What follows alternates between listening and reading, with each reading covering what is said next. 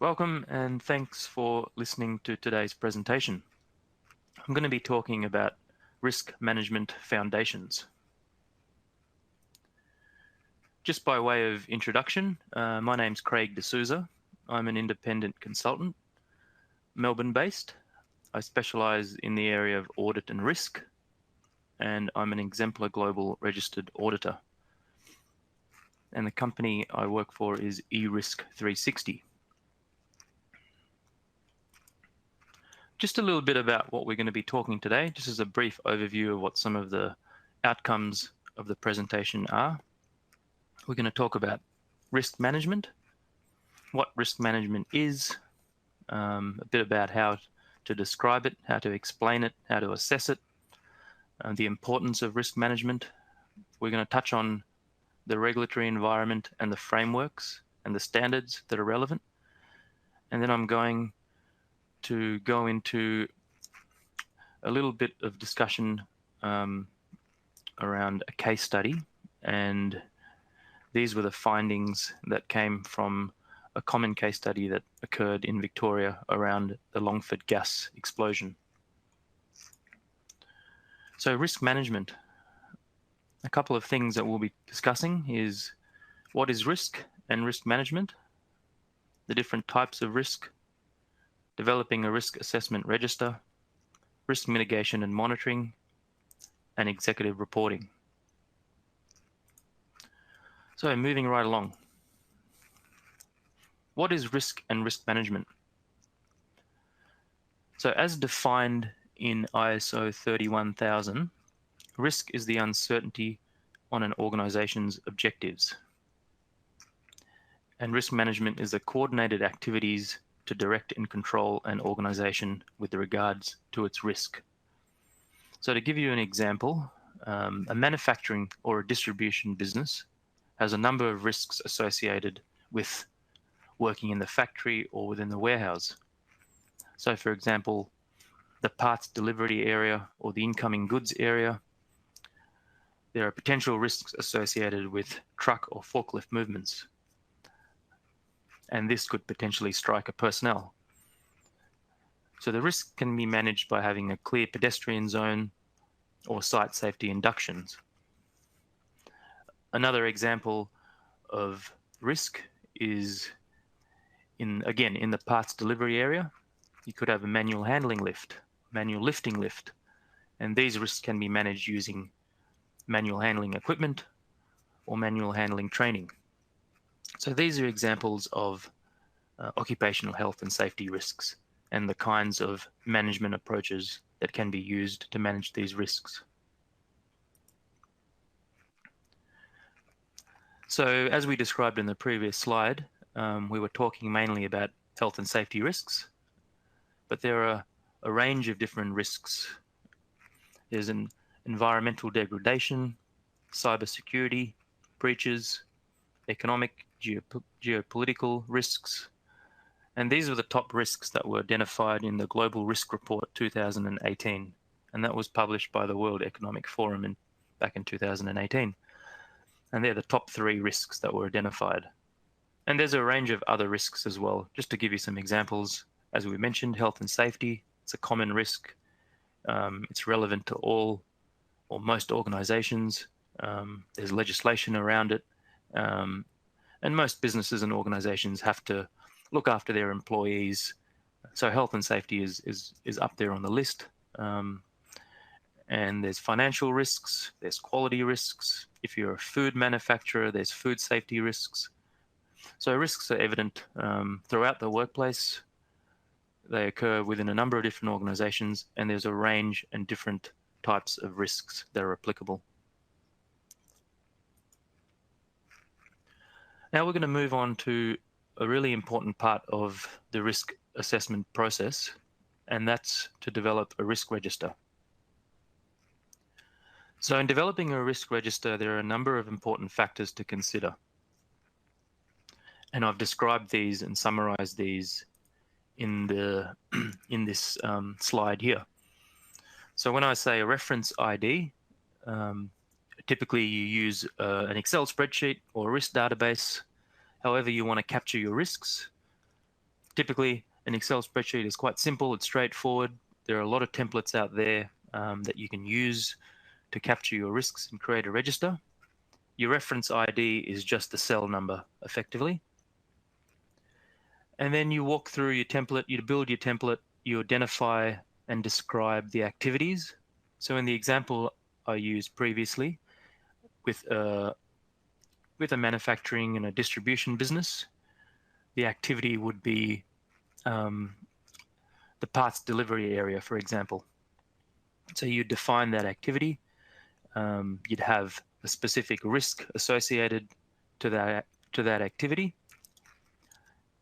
You would assess the impact of that activity. You would assess the probability of the risk. And there are a number of different ways that you can assess probability. I've put forward one option here. The probability is the likelihood of that risk occurring. And the scale could be from A to E. A being it's very common and E being it's nearly impossible. Then you assess the consequence, which is more about the level and impact of the risk. And you can assess that from 1 to 5, 1 being a fatality and 5 being a minor issue where first aid is required, for example. And from there, there's a risk score that you develop based on your scale, and you can categorize your risk based on high, medium, or low. So again, to give you an example, to give you one particular example, for a manufacturing business, you might have a parts delivery area where there's a risk of a forklift potentially striking a personnel. So that would be the risk. The impact would be a serious fatality or a serious injury. In terms of the probability, I've said could be anywhere from A to E. This is where you sort of have to make as an assessment of where you think it would fit in. I would say it would, depending on the volume of movements, the activity, how busy the factory is, it could be anywhere between A to E. You'd assess the consequence. In this case, if you were to be hit by a forklift, it would be a very serious injury. And then from there, you determine what your risk score is. And usually, typically, you'd multiply the risks together and come up with a rating.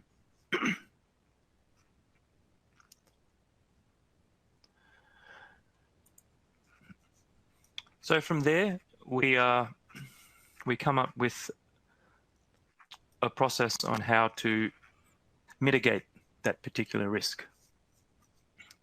And in terms of mitigation, you need to engage with the risk team to support the identification, assessment, and mitigation processes. You need to complete your site inspections to facilitate actions to reduce the likelihood and consequence of the identified risk occurring. Then you continue to monitor by implementing feedback mechanisms from the various staff, continue to take corrective action, and retain the identified risk on the register until the risk has been eliminated. The goal here is always to try and eliminate the risk, but if you can't totally eliminate it, then you try to gradually reduce the risk. And there are a number of ways of reducing the risk. I mentioned in the example previously, with forklift movements within the warehouse or the factory, you could put in place pedestrian zones, you could have site-specific induction and training, and these risk mitigation strategies would reduce the probability and the likelihood of any serious fatalities occurring within the workplace.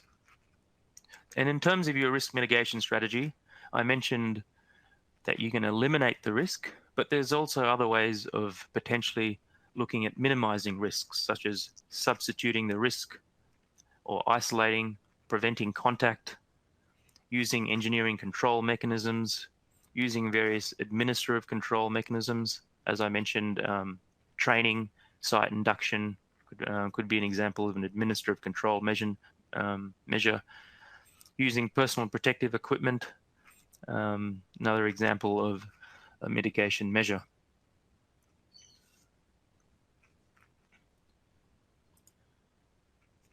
So now we're going to move on to executive reporting, which is, again, a fundamental aspect of risk management. Not only is it important to report risks to senior management, it's also important to engage staff during the process and ensure that they can participate in identifying these risks.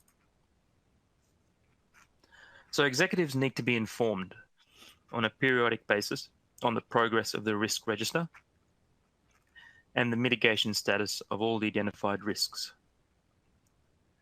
The risk register is often tabled through a risk committee. This is to enable decision makers to be made aware of the consequences of risks and the funding that may be required to mitigate the risks. So not all risks can be totally eliminated. Companies are working to particular budgets, and there needs to be a reporting mechanism up the line show that risks can be managed. So I'm not just talking about health and safety risks here, but it's risks across the board.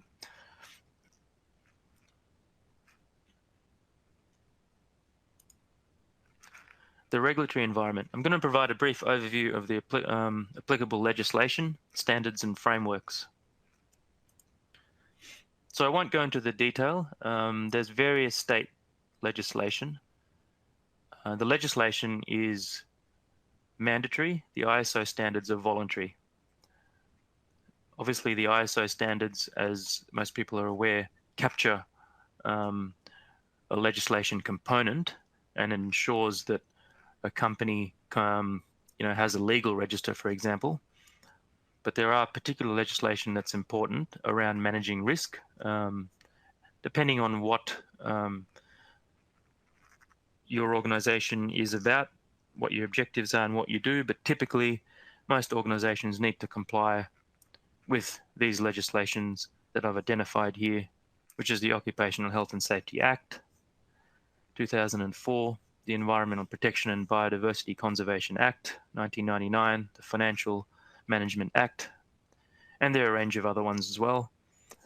And I've identified some standards as well, some ISO standards relevant to managing risk. Health and safety, which I've been talking to and using the examples in the manufacturing context here. There's a generic risk management standard, information security standard, environmental standard, and quality standard, also very relevant to manufacturing.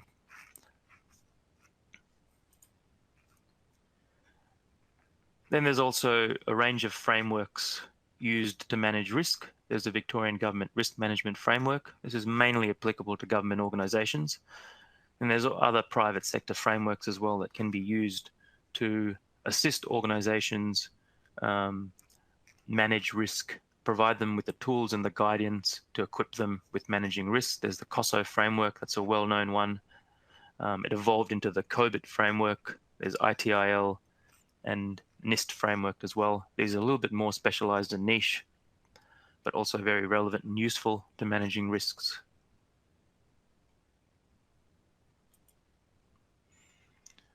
Okay, I'll move to a case study. It's an old one, but it's a good one because it provides some insights into some risks that weren't identified, and because they weren't identified, it resulted in a major disaster in Victoria back in 1999. It resulted in 2 fatalities and 8 injuries. It was the explosion at the Longford gas plant. And Esso was the name of the company. This resulted in a royal commission, and I'll take you through some of the findings that were found during this royal commission. So one of the things that came out of the commission was that operator error was used as an excuse for not making sure risks were identified. So what SO argued that the control room operators and their supervisors on duty at the time made a number of crucial errors. So what we find here is that shifting blame and not providing any meaningful does not provide any meaningful insights into the causes. So this could be prevented in the future by developing various operating procedures and guidelines and better developed training programs.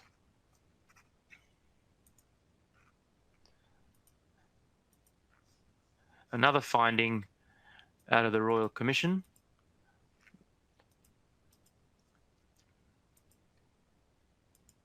is operational instructions and procedures were ineffective. So the Plant Operating Procedures Manual did not have appropriate procedures on how the operators were to use the equipment. So there was very poor safety awareness and knowledge. There was a lack of understanding of the equipment in terms of the condition, the age, how the equipment should be maintained. There was lack of understanding of procedures relating to the specialized equipment that was on site. In terms of how this could be improved in the future, what was found is that they could have developed more targeted operational procedures that focus specifically on hazards identified during the risk assessment process.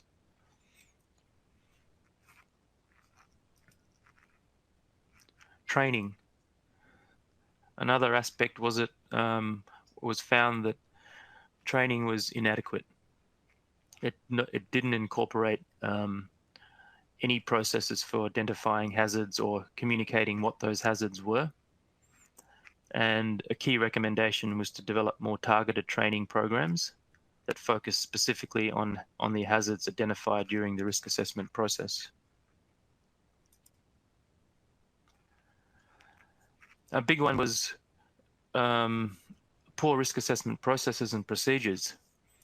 So there was no actual formal risk identification process, and there was a lack of implementation of any hazard or risk assessment processes.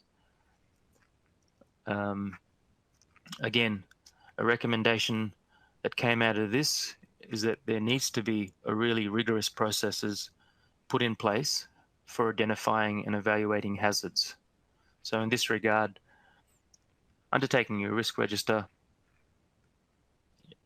going through a risk assessment process, and actually conducting a thorough risk assessment is critical. And this wasn't actually done. Well, I should say it wasn't done properly. There was inadequate level of resources for safety management. Again, was found that on the day of the accident, a lot of the managers, the supervisors, weren't actually present on site. And what was found is that the level of resourcing put into safety was largely ignored. And one of the key recommendations was that leadership, dedication, and commitment needs to be resourced adequately so that there's an appropriate level of responsibility and accountability put into the risk assessment and the safety management process. So I'll skip through the rest kind of quickly. I won't spend too much of time on them, but there were a number of other findings, but really they all relate to processes and systems that were ignored. And another example is this operators ignored the alarms, and there was no there was a culture in place that basically did not provide an adequate level of protection for staff, where they were used to a number of alarms that were sounding and these were ignored. And again, it comes back down to the level of resourcing and providing a greater commitment and accountability by the senior management to provide more operational oversight on managing risks. Ineffective communication. There needs to be greater communication and reliance on reporting, on relevant risk reporting, operator logs. There was ineffective communication between shifts, so a lot of that communication between shifts had been lost. Some of the lessons from the previous shifts weren't communicated and recorded, and there were just poor practices and shortcomings in how the operators maintained their logs and identified issues that was seen, or they've seen previously. They were just incomplete in terms of providing information to staff within the business.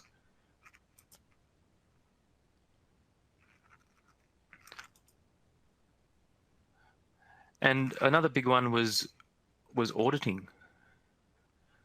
Found that in the previous 12 months, they'd failed to actually complete a risk assessment. And there was a high level of complacency on the audit reports. They did not highlight any bad news or elicit any shortcomings. And the safety management systems was defective. So the company needed to improve and implement a regular internal auditing regime. There needed to be independent, high-quality auditors, whereby auditing must be good enough to identify the bad news and ensure that it gets to the top through your executive reporting. And there needs to be experienced professionals, so engineering, people that are trained in the specific type of audits to audit large industrial facilities. So this area was really deficient. The incident reporting was very poor. It was ineffective. They failed to report the incidents, and there was an obvious lack of failure to act on previous incidents. A similar incident was identified, a similar engineering incident was identified a few days before the explosion, and because there was no incident reporting system, nothing could be acted upon.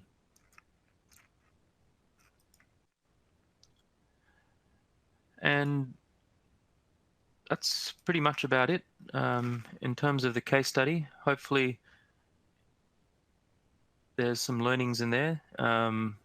The book that I read to get this information is a book by the name of, it's called Longford Esso Gas Plant Explosion, written in back in 1998 by a guy by the name of Andrew Hopkins. And yeah, it provides some very interesting insights and findings from the Royal Commissions. I suggest you get a copy and read it. You can be read in less than a day, and it really provides some interesting insights into, as I mentioned, how risk was not effectively managed within an organization, and provides some really good insights into how things can be improved and done better.